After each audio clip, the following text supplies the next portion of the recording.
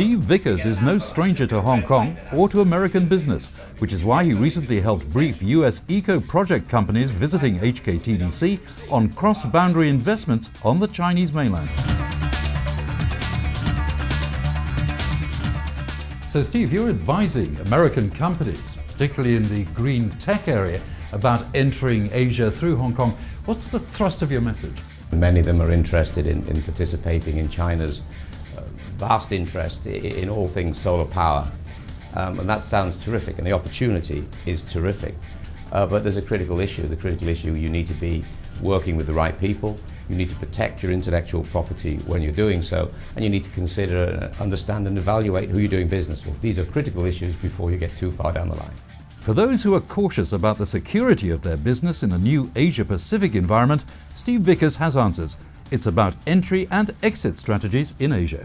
And of course, Hong Kong is an ideal spot for entry into the PRC because East, it's a cliche, but East does meet West here. We do understand the US legal system. We have an excellent legal system of our own, and we understand the practicalities on the ground in the mainland. And I think coming through Hong Kong to do that is a very good idea.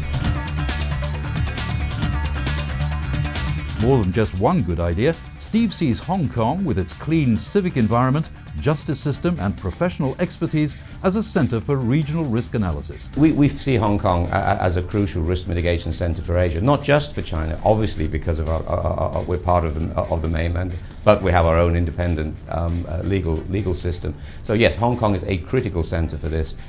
We have linguistic support, we have legal support, administrative support, professional support, all the things that perhaps entrants for the first time to the China market really need.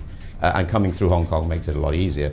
My job is to help the due diligence process go much more smoothly, to give a clear understanding of who you're into business with, what makes them tick, what are the advantages and disadvantages, and to protect your intellectual property, because let's be honest, that's a lot of what these companies are bringing.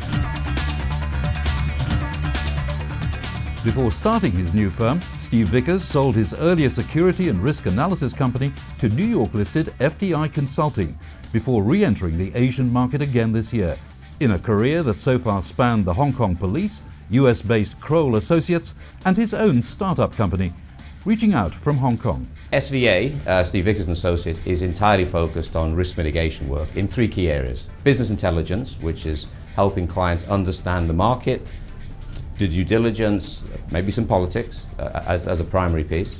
That's the motherhood and apple pie part of the business. Sadly, things go wrong, and there may be frauds, there may be requirements for litigation support, all the rest. Again, we can react and deal with that, and that's the second part of the business. And the third part, again, is back to Hong Kong as a risk mitigation centre, is we work in a special risk insurance field. Unlike with your other companies, you're taking a much more specialised approach and using a lot more contractors. How does that actually work out? I think the risk mitigation industry depends on quality people.